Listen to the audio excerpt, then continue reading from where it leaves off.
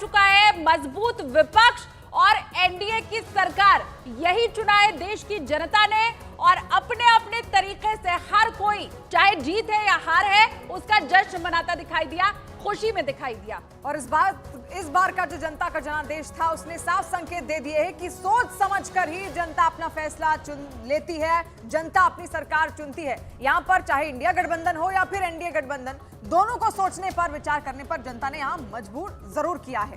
तो देश में लगातार तीसरी बार एनडीए की सरकार बनने जा रही है। नरेंद्र मोदी लगातार तीसरी बार प्रधानमंत्री बनने जा रहे हैं। और लोकसभा चुनाव में एनडीए को 292 सीटें मिली हैं, यानी साफ है कि एनडीए ने बहुमत का जादुई आंकड़ा पार कर लिया है। और वहीं इंडिया गठबंधन को 234 सीटें मिली है, जो कि बहुमत के आंकड़े से तो बहुत पीछे जरूर है, लेकिन विपक्ष इस बार मजबूत रहने वाला है। 2014-2019 की स्थिति इस बार विपक्ष की नहीं दिखाई देने वाली है। और कल जब राहुल गांधी से सवाल भी किया गया कि क्या आप सरकार बनाने की पेशकश भी यहां पर करेंगे, उसको लेकर भी कवायद करेंगे, तो उन्होंने कहा कि इसके लिए हमें तमाम जो दल हमारे साथ हैं उनके साथ बैठकर एक मीटिंग करनी पड़ेगी, लेकिन हम विपक्ष में भी बैठने को तैयार है। लेकिन जो बाकी दल, उनके साथ सहयोगी दल हैं, वो क्या कहते हैं, उस पर आज बैठक होने वाली है और उसके बाद ही साफ यहां पर जाहिर हो पाएगा कि क्या विपक्ष भी तैयारी कर रहा है सरकार गठन की।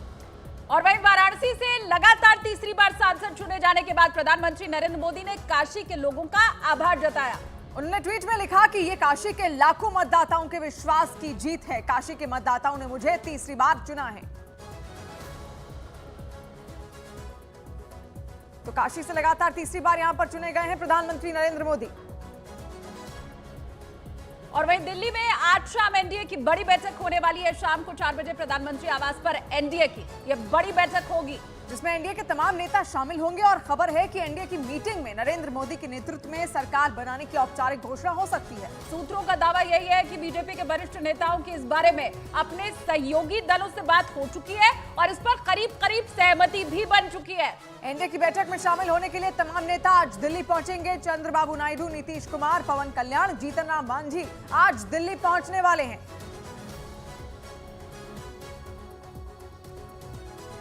और उत्तर प्रदेश में एनडीए को तगड़ा झटका लगा। यूपी के बाद जिस राज्य में बीजेपी को सबसे ज्यादा निराशा हुई वो है महाराष्ट्र, जहां पार्टी की सीटें 2019 की तुलना में धड़ाम से नीचे गिर गईं।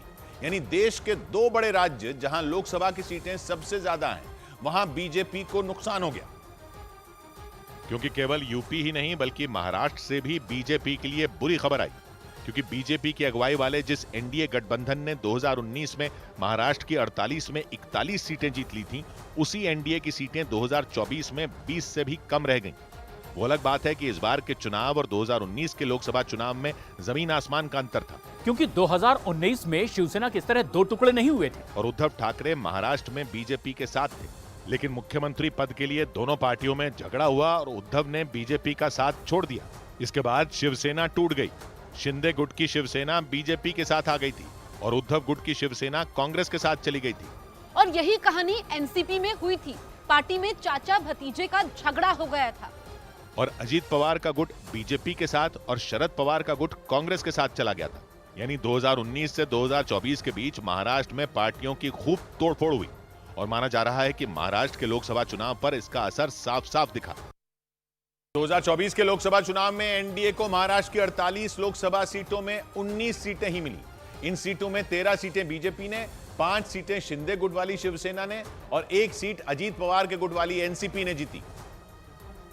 जबकि महाराष्ट्र में कांग्रेस की अगुवाई वाले विपक्षी गठबंधन ने चौंकाने वाला प्रदर्शन किया, क्योंकि उसकी सीटें 25 से ज्यादा हो गईं और महाराष्ट्र में चुनाव से पहले पार्टियों में हुई तोड़फोड़ को इसकी एक बड़ी वजह माना गया। वैसे कांग्रेस पार्टी नतीजों से पहले ही महाराष्ट्र में बड़े उलटफेर का दावा कर चुकी थी। शरद पवार ने भी यही कहा था और नतीजे आने के बाद कांग्रेस और शरद पवार के दावे सही साबित होते दिखाई दिए, क्योंकि रुझानों ने बताया कि यूपी के बाद महाराष्ट्र में बीजेपी को जबरदस्त नुकसान हुआ और कुछ यही हाल बंगाल का भी रहा, क्योंकि बीजेपी को यहाँ सीटें बढ़ने की उम्मीद थी। लेकिन ऐसा हुआ नहीं, उल्टा टीएमसी की सीटें 2019 की तुलना में बढ़ गई। क्योंकि 2019 के लोकसभा चुनाव में बंगाल की 42 सीटों में टीएमसी को 22 और बीजेपी को 18 सीटें मिली थी और 2024 के नतीजे आने पर टीएमसी की सीटें बढ़ गईं और बीजेपी की सीटें घट गईं। और ये हाल तब हुआ जब बंगाल में टीएमसी ने अपने दम पर चुनाव लड़ा था और कांग्रेस और लेफ्ट के साथ लड़ने से इनकार कर दिया था। यानी बंगाल में विपक्षी गठबंधन ही बटा हुआ था। इसके बावजूद बीजेपी को सीटों का नुकसान हुआ, यानी 80 सीटों वाले यूपी, 48 सीटों वाले महाराष्ट्र और 42 सीटों वाले बंगाल, इन तीनों राज्यों में बीजेपी को घाटा हुआ। और लोकसभा चुनाव में एनडीए की जीत के बाद बीजेपी मुख्यालय में पीएम मोदी का भव्य स्वागत किया गया। प्रधानमंत्री नरेंद्र मोदी ने एनडीए की तीसरी बार जीत पर देश के लोगों का आभार जताया। उन्होंने बीजेपी हेडक्वार्टर में अपने संबोधन की शुरुआत जय जगन्नाथ के उद्घोष के साथ की। तो कल की तस्वीरें आपको दिखा रहे हैं बीजेपी हेडक्वार्टर की, जब प्रधानमंत्री नरेंद्र मोदी वहां पर पहुंचते हैं, उनका भव्य स्वागत किया जाता है और उसके बाद वो अपना संबोधन भी वहां पर कार्यकर्ताओं को देते हैं।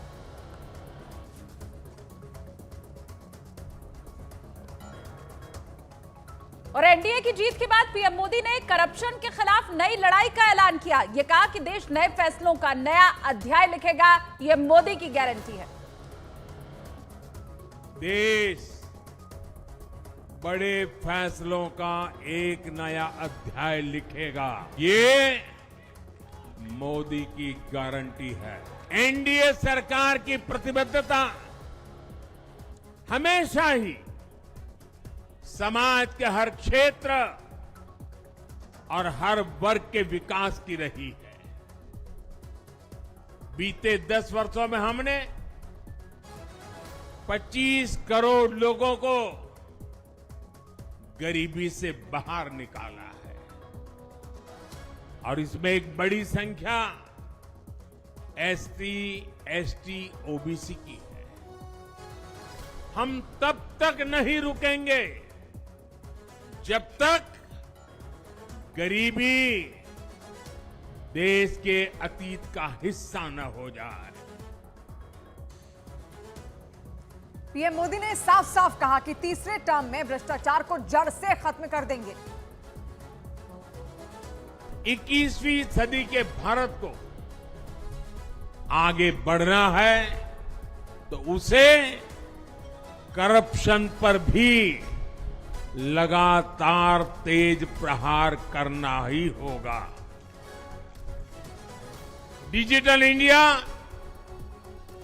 और टेक्नोलॉजी ने करप्शन के अनेक रास्ते बंद किए, लेकिन ये भी सच है कि करप्शन के खिलाफ लड़ाई दिनों दिन कठिन हो रही है।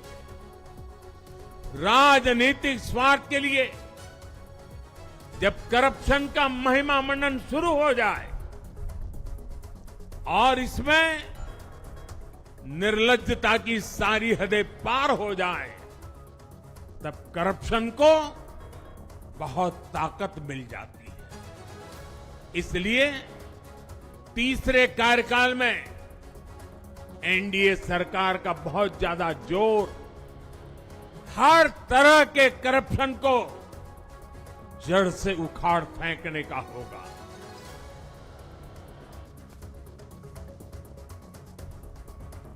और पीएम मोदी ने कहा कि विकसित भारत बनाने के लिए हमें बड़े फैसले लेने हैं और राष्ट्र नीति के लिए सबको एकजुट होना है। ये राष्ट्र नीति के लिए एकजुट होकर आगे बढ़ने का समय है। विकसित भारत के हमें निरंतर बड़े फैसले लेने हैं। भारत के उज्जवल भविष्य के लिए उत्तम फैसले भी लेने हैं। 6 दशक के बाद देश के मतदाताओं ने एक नया इतिहास रचा। 6 दशक बाद किसी गठबंधन को, एनडीए को लगातार तीसरी बार देश की सेवा करने का अवसर दिया है।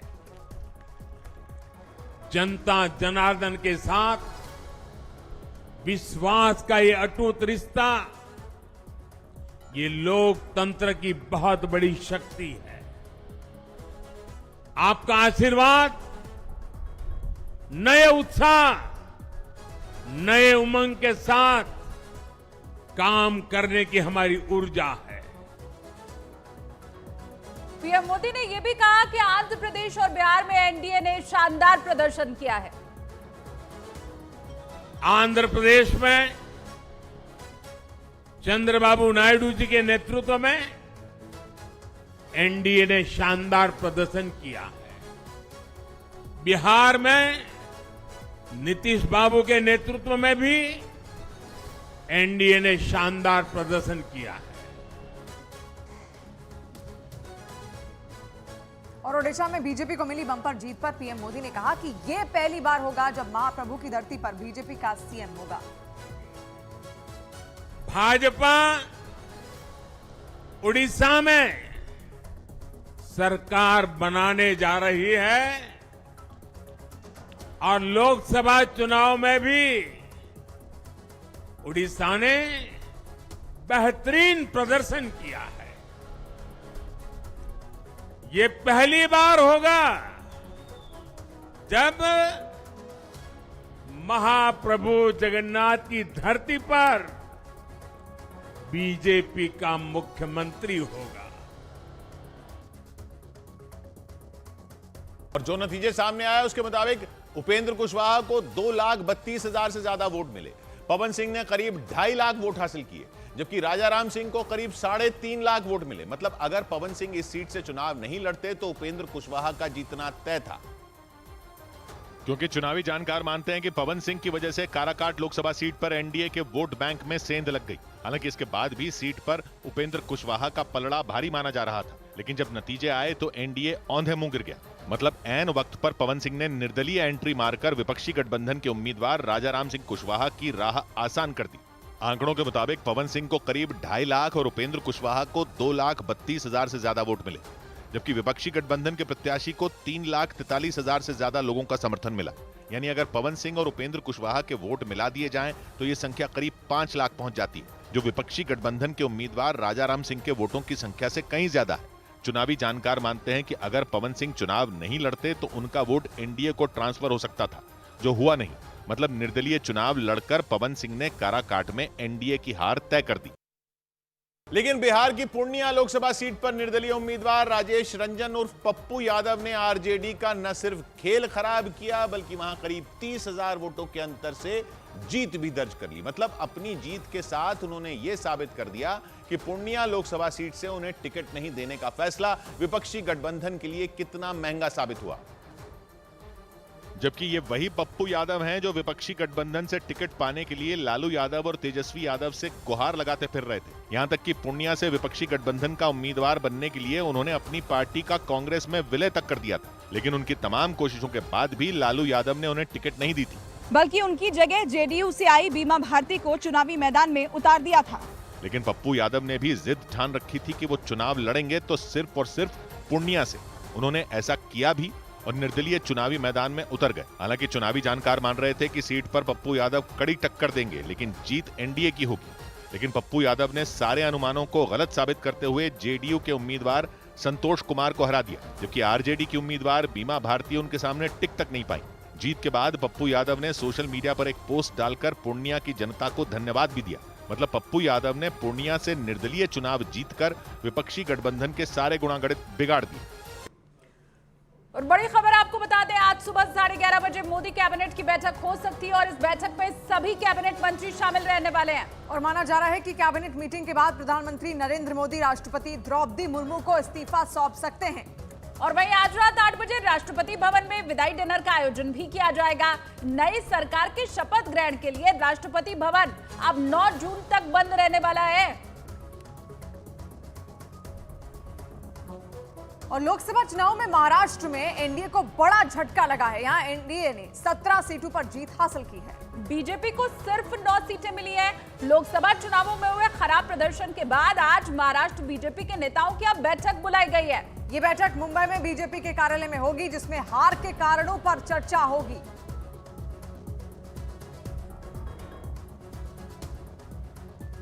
और देश ने नया इतिहास लिख दिया है। 1962 के बाद ये पहली बार होने जा रहा है जब केंद्र की कोई सरकार लगातार तीसरी बार सरकार बनाने जा रही हो। 18वीं लोकसभा की करीब फाइनल टैली आने के बाद प्रधानमंत्री नरेंद्र मोदी बीजेपी के दफ्तर पहुंचे। देश को उन्होंने संबोधित भी किया। सभी कार्यकर्ताओं का प्यार, सभी जनता का प्यार,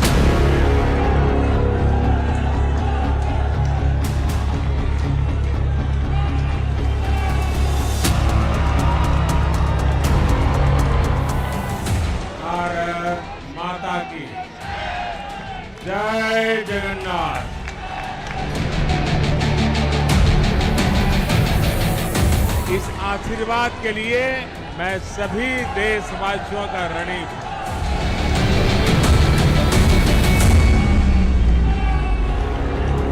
जीत छोटी या बड़ी नहीं होती।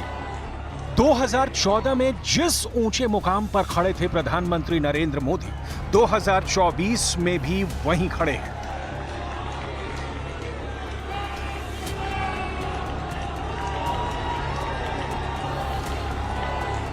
फर्क बस इतना है कि आंकड़े बदल गए हैं। बीजेपी बहुमत के जादुई आंकड़े तक अकेले बेशक नहीं पहुंचती दिख रही है, लेकिन बहुमत उसके साथ है। भारतीय जनता पार्टी की सरकार बन रही है मोदी जी के नेतृत्व में, क्योंकि एनडीए के पास ना सिर्फ 272 का स्पष्ट आंकड़ा है, बल्कि उसके आगे की करीब 25 सीटों पर भी उसका ही कब्जा है। 10 सालों तक सत्ता के शिखर पर टिके रहना, 10 साल बाद चुनाव में अड़े रहना और उसके बाद जीत की ऐसी तस्वीर तैयार कर देना कि विपक्ष जीतता तो दिखे लेकिन सत्ता से दूर रहे, ये मोदी ही कर सकते हैं। देश बड़े फैसलों का एक नया अध्याय लिखेगा, ये मोदी की गारंटी है। क्या हार में, क्या जीत में, किंचित नहीं भयभीत में, संघर्ष पथ पर जो मिले यह भी सही वह भी सही। आज बड़ा मंगल है और इस पावन दिन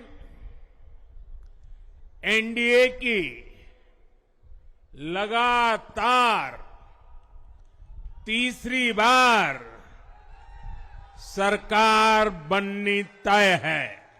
1962 के बाद पहली बार कोई सरकार अपने 2 कार्यकाल पूरे करने के बाद तीसरी बार वापस आई है।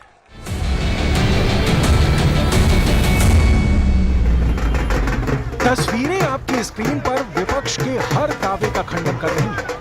जेहन में यह सवाल उमड़ रहा हो कि यह कैसे हुआ, मोदी की गारंटी वाला कार्ड कैसे अब की बार भी चला, तो दृश्य देखिए और भरोसा दोहराइए उस मैंडेट पर जिसके लिए तपती दोपहरी में करोड़ों मतदाता निकले और मोदी के नाम पर वोट डाला। ये कोई सामान्य घटना नहीं है, ये कोई सामान्य जीत नहीं है, ये कोई साधारण सियासी तस्वीर नहीं है। ये मोदी मैजिक ही है कि 10 साल बाद भी इंडिया ब्लॉक के दावे पर जनता ने एतबार तो किया, लेकिन सीमित दायरे में। जनता ने वोट तो किया, लेकिन सीमा रेखा खींचकर। मोदी जीते तो एक बार फिर मोदी की तीसरी सरकार बनने जा रही है। ये ऐसे ही नहीं हुआ। प्रधानमंत्री नरेंद्र मोदी ने इसके लिए देश का चप्पा चप्पा छान डाला, रैलियों का रेला लगा दिया। आम चुनाव 2024 के लोकसभा सीट के आंकड़े से इतर पीएम मोदी की मेहनत देखिए। 16 मार्च को पीएम मोदी ने प्रचार अभियान की शुरुआत की और 30 मई तक धुआंधार प्रचार का यह सिलसिला चलता रहा। इस दौरान पीएम मोदी ने देश के 24 प्रदेशों का दौरा किया, कुल 183 कार्यक्रम किए, जिसमें 162 रैलियां शामिल हैं और कुल 21 रोड शो शामिल हैं। जब पारा 40 के पार पहुंच रहा था, तब 73 साल के पीएम मोदी जनता के बीच अपने 10 साल की सरकार का रिपोर्ट कार्ड पेश कर रहे थे। जब समूचा विपक्ष मोदी के खिलाफ देश भर में घूम घूम कर 295 सीटें जीतने का दावा कर रहा था, तब पीएम मोदी जनता को बता रहे थे कि विकास किस रास्ते आ रहा है। यह सच है और तथ्य है कि बीजेपी के सबसे बड़े दांव हैं पीएम मोदी, और पीएम मोदी के चेहरे पर ही पार्टी ने अब की बार चुनाव की वैतरणी पार की है। मोदी की तीसरी जीत ने जो रिकॉर्ड खड़ा किया है, उसे भी आज आपको जरूर देखना चाहिए। 1962 के बाद पहली बार है कि किसी सरकार ने 10 साल पूरा करके तीसरी बार वापसी हो रही है।